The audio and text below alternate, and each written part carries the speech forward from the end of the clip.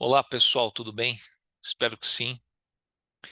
Aqui quem fala é o professor Antônio Minhoto. Você está no meu canal, o canal do professor Antônio Minhoto, ou alguém compartilhou esse vídeo do meu canal contigo, e a ideia é a gente conversar sobre temas afetos ao direito. Eu sou professor de direito e advogado, e a ideia, portanto, é fazer esse compartilhamento de conhecimentos com vocês, tá? Se você gostar, deixa o teu like. Também, se você não gostar, aproveita, vai lá nos comentários, sugere mudanças, faça aquela crítica no sentido de dizer, olha, acho que seria legal mudar aqui ou mudar ali, o que você acha que pode ser modificado? Ou se você gostou também, pode deixar teu comentário, compartilha com os teus amigos, teus conhecidos, e se você quiser me der essa honra, inscreva-se no canal para você receber as notificações de novos vídeos, para você poder ficar sempre junto com a gente, tá bom? Isso aí, vamos lá? Nós vamos falar sobre um tema bem interessante hoje. Vamos começar a falar, vou também separar em duas aulas, acho que essa não precisa ser três aulas, que duas já tá bom, sobre direito e ciência. Vamos lá? Eu considero um tema bem interessante.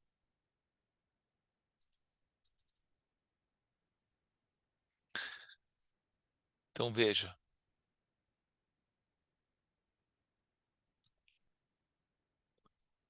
vamos, portanto, aí, como está escrito aí, vamos conversar sobre direito e ciência, ok? Muito bem. Pessoal, vamos lá. Nós já dissemos, nós já conversamos sobre isso, que o formalismo em que se viu concebido o direito possuía direta ligação com a questão de seu trato como algo agora científico. Um mundo mais mecanizado e que louvava a previsibilidade demandava um direito também mais formal e a ser tratado como uma ciência. Então, era um direito que tinha essa pegada, digamos assim, mais científica.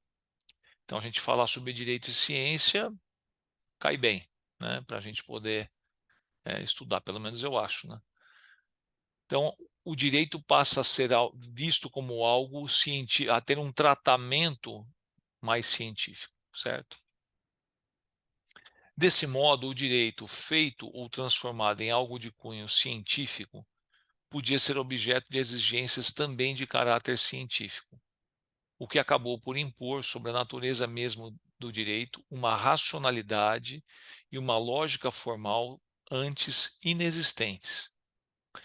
Então, veja, claro, você está falando de algo científico, a ciência ela tem um método, ela tem um rigor. Então, você pode até, às vezes uma pessoa traz algo, uma teoria, olha, defende aquela ideia, olha, mas isso não está cientificamente comprovado, porque a ciência ela exige uma determinada, como eu disse, né, um determinado procedimento, um determinado método, que se você não seguir, você não consegue obter aquela resposta que será então qualificada como científica. Então, o direito transformado em algo científico, então você pôde impor sobre o direito essa racionalidade e uma lógica formal antes inexistentes. Ele passa a ser uma manifestação daquela formalização, mecanização, caráter utilitarista, né? Tá dentro desse contexto que a gente já tinha visto e que agora a gente detalha, tá? A origem do nome ciência vem do latim, que a pronúncia é ciência mesmo, né? Tem gente que fala scientia, mas não é ciência, e significa conhecimento. Conceitualmente, ciência é uma forma sistemática de produção e aquisição de conhecimento, baseada em um método objetivo e bem definido, conhecido como método científico. Então, veja, você está produzindo aí esse conhecimento, né? Essa, essa esse conhecimento que se pode dizer conhecimento científico, baseado, como eu falei, em determinados métodos, com objetivos bem claros e definidos. Então, quando você coloca o direito dentro disso, ele também tem que se submeter a esse regramento, ele também tem que se submeter a essa situação, a essa metodização, digamos assim, ok? Direito é ciência? O direito em si mesmo, se a gente pensar bem, o direito ele não produz conhecimento, como seria de se esperar de uma ciência, tomando o termo num sentido minimamente rigoroso. Veja bem, o direito, se você pensar o direito como um conjunto de normas, de regramentos que regulam a conduta humana, as relações sociais, isso não é ciência. Até pergunto para vocês, o que nós estamos fazendo agora é ciência? Eu poderia te dizer, sim. Né? Se a gente está conseguindo produzir, veja só, não estou colocando assim, estamos produzindo conhecimento científico de alta qualidade, né? Não posso ter essa pretensão, mas nós estamos refletindo sobre um objeto de análise. Qual é o objeto de análise? É o direito. Então, o direito em si, o direito, ele não é uma ciência, mas ele pode ser objeto de estudo de uma ciência, a ciência do direito. É isso que a gente coloca aqui. Então, há no direito uma prescrição de condutas e um regramento amplo sobre o modo como essas condutas poderão e deverão ser exercidas, bem como as eventuais sanções cabíveis pelo desatendimento de tais prescrições. A gente fala que isso é o dever ser, nós vamos mencionar daqui a pouco. O que é o dever ser? É aquilo que a norma coloca como algo que deve ser manifestado, é a conduta desejada, almejada, querida, pretendida pelas normas, pelo direito. Por isso que a gente fala dever ser, dever hífen ser. Então, você prescreve condutas e um regramento. Então, como é que elas vão ter que ser praticadas ou exercidas? Ocorre que isso em si mesmo não é ciência, né? Você prever esses regramentos e tudo, e julgar também.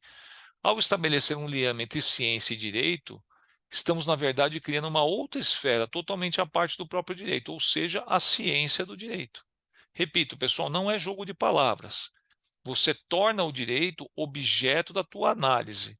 Por isso que se fala que o direito não é ciência, mas você pode ter a ciência do direito, o estudo do direito. O que nós estamos fazendo agora, como falei agora há pouco, é ciência, no sentido de estar se buscando produzir um conhecimento, mas não é o direito em si, que é o objeto da nossa análise. É diferente. O direito em si, por si, não é uma ciência, mas sim objeto de estudo de uma ciência, ou seja, a ciência do direito, acabei de falar. Vale aqui lembrar a lição de Hans Kelsen, um dos maiores teóricos do direito. Não se pode dizer que a ciência do direito, vejam que ele usa essa expressão, prescreve normas, pois se é ciência, nada pode estabelecer, e se o fizer, deixa de ser ciência. Então, pessoal, eu não sou tão genial assim, né? Não fui eu que criei isso. Aliás, eu estou citando aqui o Hans Kelsen, um grande teórico, um dos pilares do direito, especialmente contemporâneo. Mas, por exemplo, o ex-ministro do STF, Eros Roberto Grau, também defende essa mesma posição. Então veja que a expressão ciência do direito o próprio Kelsen usa. Eu estou usando aqui, obviamente que não fui eu que criei. Então não se, vou até repetir, ó, não se pode dizer que a ciência do direito prescreve normas, né? A ciência do direito. Pois se é ciência, nada pode estabelecer, e se o fizer, deixa de ser ciência, claro. Uma ciência que prescreve normas não é bem o caso. A ciência, ela não se dá, ela não se manifesta dessa maneira, ok? O direito não descreve nada como faz uma ciência chamada dura ou exata, física, química, biologia. O direito. Então, entendam bem. Não fala, agora nós estamos falando do direito, não da ciência do direito. Então, o direito não descreve nada, como faz uma ciência chamada dura ou exata. Física, química, biologia. Você faz lá um corte, por exemplo, de um tecido, coloca no microscópio para analisar. Aquilo é algo descritivo, próprio da biologia. A física analisa os fenômenos. A gente até fala que são ciências ou que analisam situações fenomênicas, né? No sentido de manifestação, de ser. O direito ele prescreve condutas tomadas como ideais e fixa sanções pelo não acatamento dos comandos que positivamente impuseram, ou seja, está por escrito, seja através da lei em si, seja através de decisões judiciais. Então, vou repetir aqui, ó, o direito prescreve condutas, por isso que a gente fala dever ser e fixa sanções pelo não acatamento daquele comando que está contido na norma ali, tá certo? O direito, numa análise simples, é um conjunto de normas. O direito é um universo do dever ser, falamos agora há pouco, em oposição à natureza, um universo não jurídico, que se baseia no ser. Então, as manifestações da natureza, as manifestações que estão dispostas na natureza, são manifestações de ser, que o homem tem muito pouca influência, e tem muita pouca eh, possibilidade de alteração daquilo, né? Na verdade, em algumas situações, não tem possibilidade nenhuma de alterar o que está ali. Manifestações de ser. Agora, o dever ser é um universo totalmente humano. Olha aí, eu trouxe um quadrinho para, espero que ajude, né? Espero que seja de valia. Olha, vamos olhar a coluna da ciência. O que a ciência faz? Ela faz proposições. Ela é descritiva. Ela é produzida por cientistas. E ao final de um processo, um estudo científico, você vai pegar aquela proposição, está aqui em cima, proposições. Você fez uma proposição. E você vai analisar se aquilo é verdade, se é verdadeiro ou é falso. Essa afirmação é falsa, essa afirmação é verdadeira. E essa proposição que foi feita inicialmente, ela é falsa ou ela é verdadeira. Então, faz uma proposição em ciência, pegar pacientes que estão com gripe, se nós ministrarmos alimentação exclusivamente à base de banana, esses pacientes ficarão curados? É uma proposição. Você descreve e ao final você vai chegar. Bom, durante o prazo de 15 dias foi dado, então não se observou nenhuma alteração na questão da patologia, tal, pacientes que estão com resfriado ou gripado, ou seja lá o que for. Portanto, a proposição é falsa. Pode também chegar à conclusão, que você faz lá um estudo e diz é inconclusivo, não conseguimos chegar nem a, não podemos afirmar nem que é verdadeiro nem que é falso, não conseguimos apurar elementos suficientes para ter uma conclusão. Pode acontecer também. Olha já o direito, a coluna da esquerda, é baseado em normas, ele é prescritivo, prescreve condutas, produzido por um órgão jurídico, legislativo, executivo, judiciário, e ele é válido ou inválido, é validade e invalidade, né? Pode ser aceito pelo sistema ou não, ou o sistema rechaça aquela situação, tá certo? Então é diferente uma coisa da outra. Podemos dizer com rigorosa certeza que se uma determinada pessoa sai na chuva sem qualquer proteção ou vestimenta apropriada, irá se molhar. Não há como desrespeitar essa norma, já que é uma norma de ser, um modo de existência de um determinado objeto ou fenômeno natural. Claro que a pessoa, no caso, vai falar, sai com um guarda-chuva, eu saio com um guarda-chuva, não me molho. Sim, mas você tem que se proteger daquilo. Não tem como você botar a mão para o alto e falar, para, e a chuva para. Você não tem uma influência sobre aquilo, né? Se uma pessoa solta ou lança do 10º andar de um edifício uma maçã ou uma pedra, podemos afirmar categoricamente que referido objeto cairá, projetando-se em direção ao solo. Há uma lei natural, a lei da gravidade, incidindo sobre o fenômeno descrito, e não há como o homem, em condições regulares e normais, propor-se a não acatar tais consequências. Pessoal, não adianta, né? Você troca a maçã para a própria pessoa. Eu vou me atirar aqui desse viaduto, dessa ponte, e não vou cair. Não, você vai cair, meu caro. Tem uma lei que é a lei da gravidade. Não, não, eu tenho um bom advogado, ele vai contestar essa lei. Não tem, não é uma lei jurídica.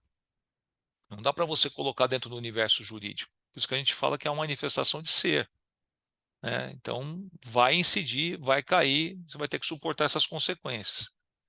Os vegetais, o processo de fotossíntese, estou dando outro exemplo vital a esses organismos, é também uma boa amostra de um processo natural cuja interferência humana é bastante reduzida. Na verdade, se as condições do processo fotossintético estiverem presentes, calor, água, etc., não há como o homem, do ponto de vista humano, ou do homem, do ponto de vista humano, impedir sua ocorrência. Então, veja, mas eu posso cobrir a planta. Sim, mas o processo fotossintético, o processo, você não tem como impedir a existência. Não quero mais que exista fotossíntese. Não dá para você fazer isso. Mais uma vez, é uma manifestação de ser, manifestação da natureza.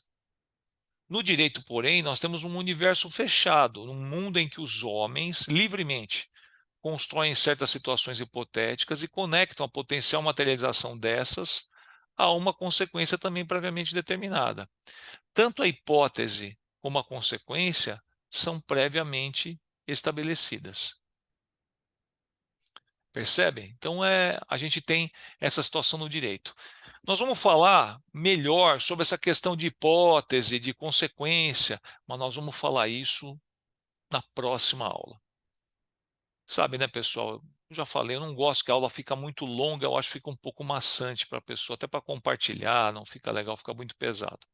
Tá bom? Então, numa próxima aula, a gente continua para concluir esse tema, tá bom? Pessoal, tchau. Obrigado pelo carinho, obrigado pela atenção. Fiquem bem. Até uma próxima. Valeu!